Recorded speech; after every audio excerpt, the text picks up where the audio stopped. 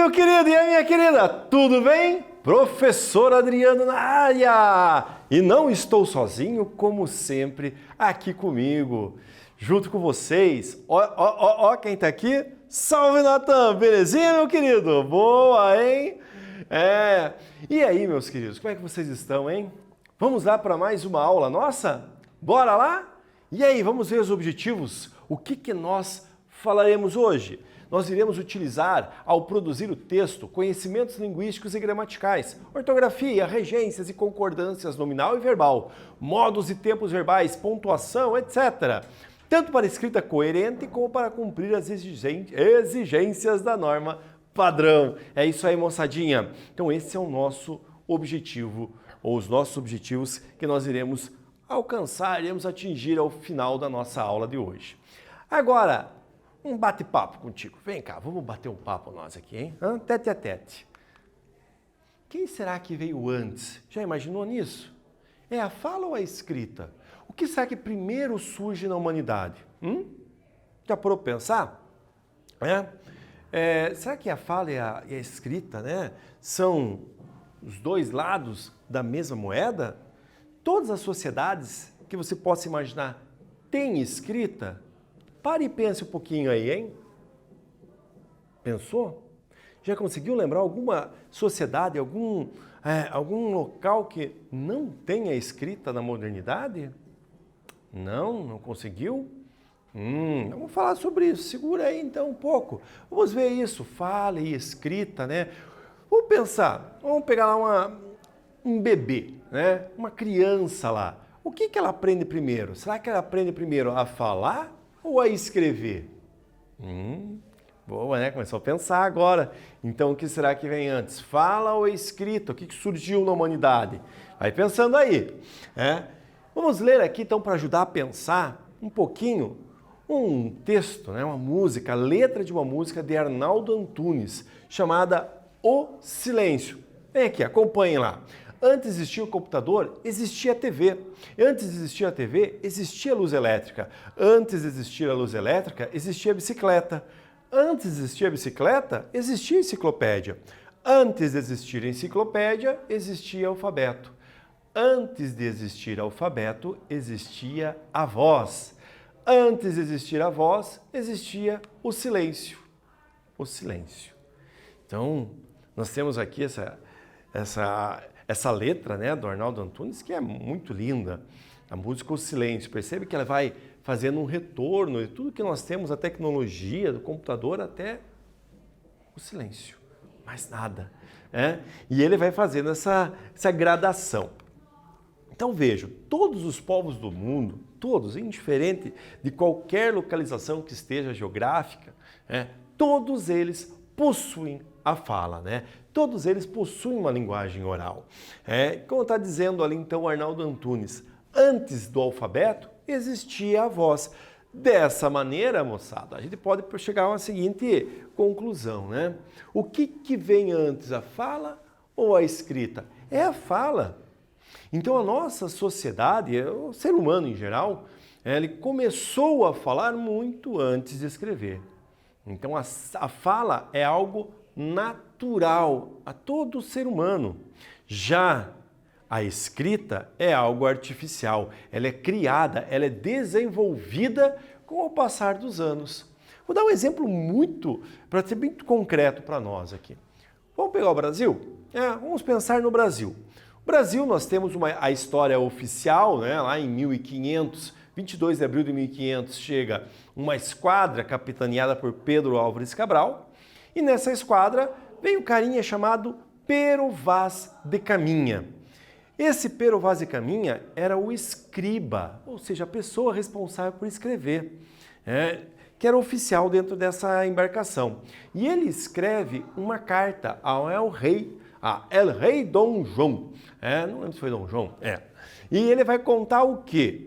Vai falar um pouquinho para nós, para o rei lá e para quem quisesse aquela carta, um pouquinho do Brasil. Esse é o primeiro documento escrito que nós temos no país. É o primeiro documento escrito do Brasil. Antes disso, não havia escrita no Brasil.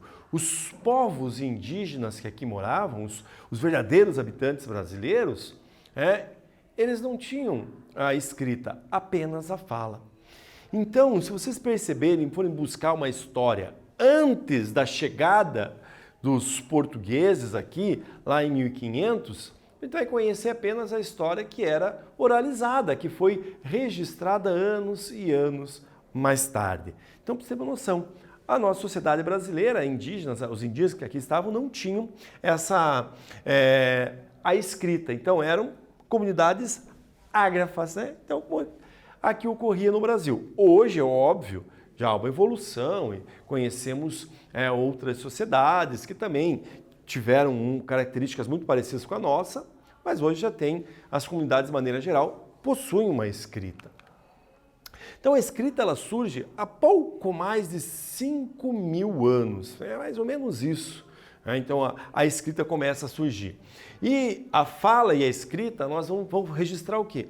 A língua, porque a língua é diferente, né? Língua é uma coisa, fala é outra e escrita é uma terceira. Lembrando o seguinte, então, quando nós temos uma língua, a língua é um fenômeno coletivo, social. Nós falamos, por exemplo, a língua portuguesa, né? O português brasileiro, nós falamos. Essa é a língua. Mas aqui, onde eu falo, nesse momento aqui no Paraná, nós falamos, por exemplo, diferente de outros estados. Dentro do nosso próprio estado, nós falamos diferente. Na sua casa, vocês se comunicam diferente.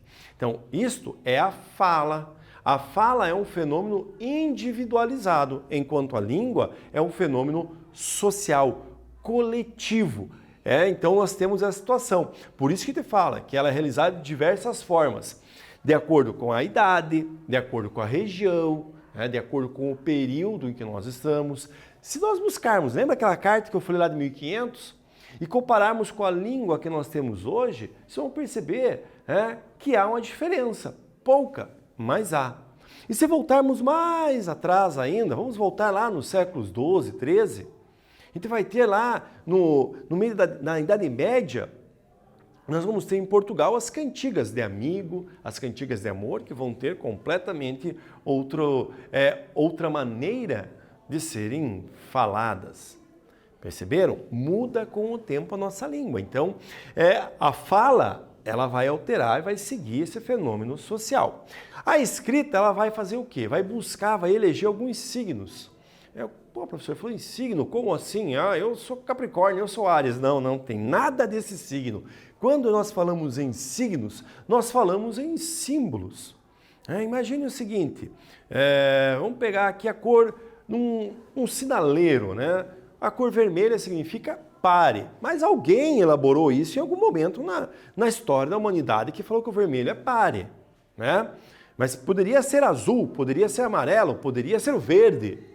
Então isso é um signo, né? Então é um símbolo que significa algo. Ele tem um significado, que é o pare, e tem um significante, que é o som, né? O pare, tem as letras P-A-R-E. Observaram, né? Então eu tenho nesse sentido, o que eu pare? Eu falando vermelho, eu estou falando da outra língua, mudei de outra palavra. O que tem o significado significante do vermelho, né? Então o som vermelho, né? E a ideia do vermelho, da cor em si. Eu mudei, credo. Bom, a escrita então vai buscar alguns signos para registrar a língua. Lembrando que a língua, por mais que ela seja a língua portuguesa, ela não é homogênea, ela é heterogênea. E a fala, então, é completamente, como eu disse, diferente. O registro da escrita vem para fazer esse meio campo ali, para dar uma adequada, para dar uma organizada e deixar mais estável a variação. Partindo desse princípio, vamos pensar o seguinte, comigo, pense aqui. Eu vou fazer essa pergunta para você. Por que você vai à escola? Já parou para pensar nisso? Qual o motivo você vai à escola, hein? O que você responde? Fique aí, anote aí no caderno, fale para mim que daqui a pouquinho eu volto, hein? Vai lá!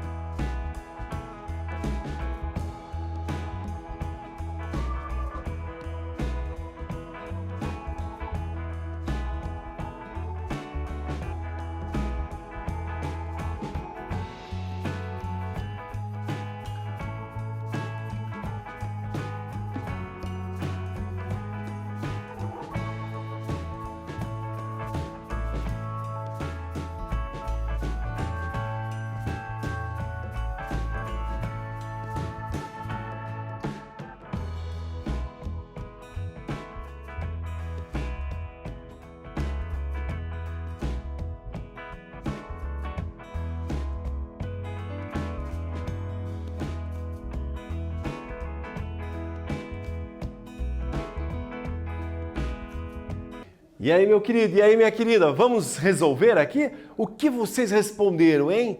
Por que você vai à escola? É claro que cada um vai dar uma resposta diferente, é questão pessoal isso, né?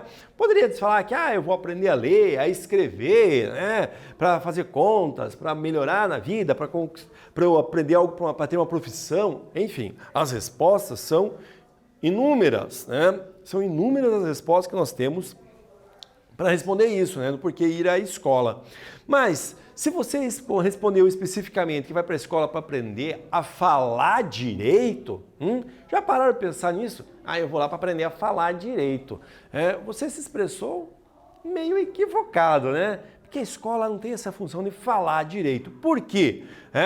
Como já refletimos no início, todos nós falamos, temos uma linguagem oral, um falar próprio, particular e comunitário. Significa o quê, meus queridos e minhas queridas? Que a fala é individual, lembram? Então, para falar direito, é uma coisa que a escola não trabalha, ela vai trabalhar com a língua em geral. Vai mostrar as diferenças, as variações? Claro que vai, né? Mas falar é algo individual.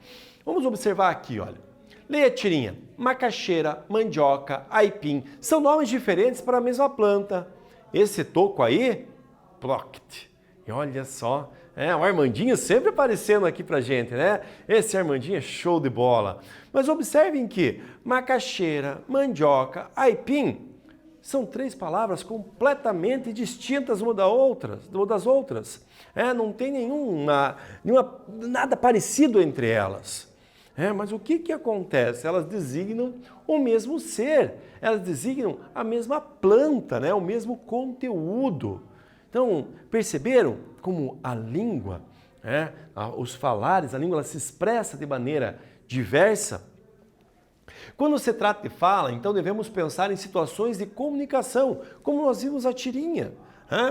Mandioca, aipim, macaxeira é o nome de um tubérculo, né? No qual as 3 formas são corretas, nenhuma está equivocada. Não deixam de ser diferentes, diferente o objeto em si, o ser em si. É tudo a mesma coisa, né? Ou ainda, vamos pensar aqui, olha aqui hoje, vamos vontade de comer um baita de um cachorro quente. Você gosta de cachorro quente? Gosta? E aí pergunta, teu pão vai com 1 ou com 2 vinas? O que, você não sabe o que é vina? Não. Então vem mais perto que eu vou falar para você. Ô Natan, eles não sabem o que é vina, Natan. Você sabe o que é vina, Natan? O Natan gosta de vina também no cachorro quente dele lá. Então, meu querido, vina é a mesma coisa que salsicha, não é? É uma variante, é igual a macaxeira, mandioca e aipim. Não é a mesma coisa, né? Mas a variação é a mesma. Perceberam? A língua tem essa diversidade para a gente falar, né? E não tem nenhuma está mais correta que outra. Eu falar que é vina, aqui onde eu moro, né? É diferente de falar disso.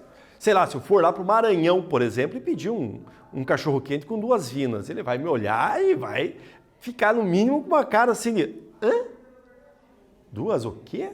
Não vai saber o que é vina, né? Então, meu querido, minha querida, é isso que nós estamos falando aqui. A língua, ela muda, ela vai variar no tempo, no espaço. Então, a relação de certo e errado, erro e correção, temos que ficar sempre pensando nisso. E elas são estabelecidas mais na escrita, né? Pela regra da escrita, pois a escrita é que vai marcar mais a homogeneidade da língua. E a nossa fala é impossível ser homogênea. Impossível. Na mesma casa, teu irmão, tua mãe, teu pai, teu tio, teu cunhado, enfim, vão falar de maneiras distintas, porque é um fenômeno individual.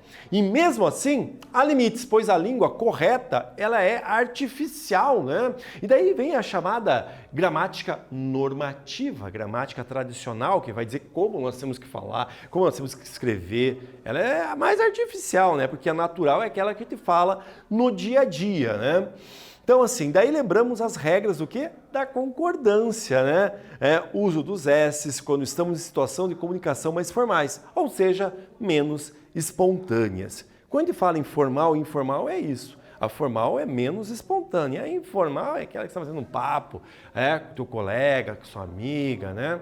Bem, tranquilinha ali. Vamos para a atividade número 2, então, e vamos raciocinar. Agora eu vou exigir que vocês raciocinem um pouco comigo aqui. Eu vou ler e vejam lá. Nos enunciados retirados do jornal, seção Espaço do Leitor, foram cometidos equívocos no uso das regras da escrita. Aponte possíveis motivos para que eles tenham ocorrido. Vamos ouvir lá, então?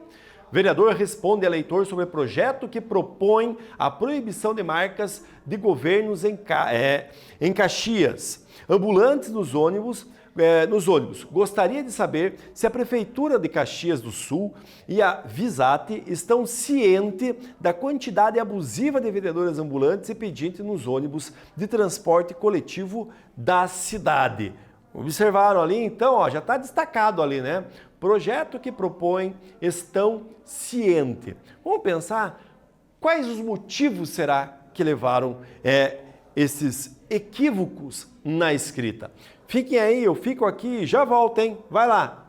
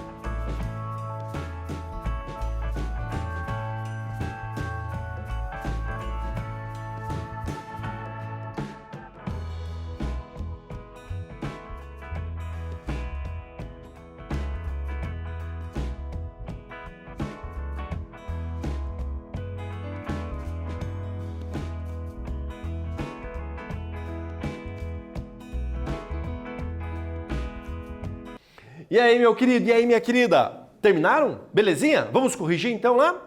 Bora lá! Vamos observar então o que está acontecendo em cada um dos casos. No primeiro caso, que está aqui, ó, vereador responde a eleitor sobre o projeto que propõe a proibição de marcas de governos em Caxias. Então o verbo se refere a projeto. O que se propõe?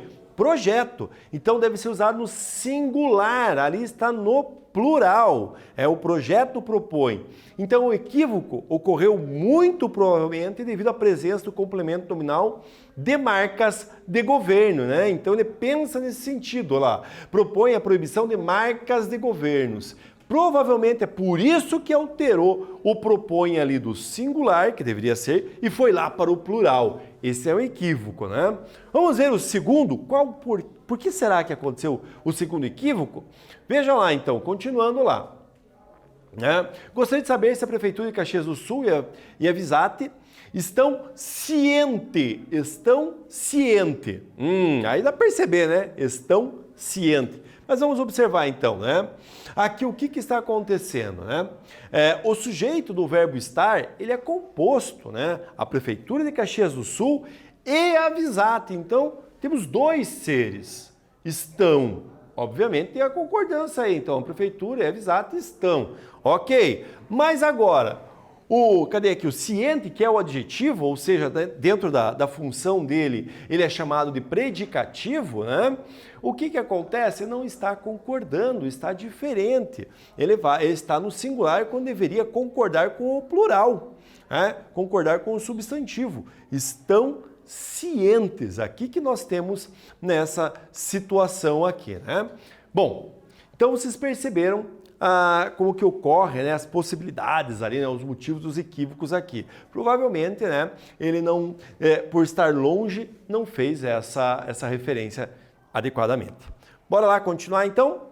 As regras de concordância, então, elas se dão de duas maneiras, a concordância nominal e verbal. A concordância nominal, ela se dá nesse campo dos nomes, né? Então lá, adjetivo, pronome, numeral, você vai ter ali concordando com o quê? Com o substantivo a que eles se referem. E vai concordar em quê? Em gênero, vai concordar em número, vai concordar em grau. Essa é a concordância nominal, os nomes concordam. Então ali um pão, né? 2 pães, não 2 pão, né? 2 vinas, não, são 2 vinas. Um pão com 2 vinas, não um pão com 2 vinas. A concordância verbal vai ocorrer quando o verbo concorda com o sujeito em número e pessoa, né? Número singular e plural, pessoa, primeira, segunda e terceira do discurso. Então, em nossa sociedade, a escrita é privilegiada. Daí a necessidade de domínio das normativas desse registro, como as regras de concordância nominal e verbal, dentre outras. Também há a exigência de que a fala se torne mais parecida com a escrita em nossa sociedade, porque é o registro que, não é raro, é relacionar pessoas com maior poder econômico e com maior nível de escolaridade. Aqui entra uma situação chamada preconceito linguístico, né? Porque você comparar que as pessoas que têm maior escolaridade, maior poder aquisitivo, terem maior domínio da escrita, né? Você leva em consideração que pessoas com menor poder aquisitivo têm menor domínio, né? Então aí entra o chamado preconceito linguístico. Gostaram da aula? Ufa, bastante coisa, né? Vamos retomar então para ver o que nós falamos hoje? Nesta aula refletimos sobre a fala e a escrita. Vimos que todos falamos, temos linguagem oral, mas ainda há povos ágrafos, ou seja, sem escritas. Constatamos que fala e escrita são duas formas de registros da língua e que erros e equívocos são estabelecidos quando se trata do uso incorreto das regras da escrita. Beleza, meu querido? Beleza, minha querida? Eu fico por aqui e até mais. Tchau, tchau, tchau!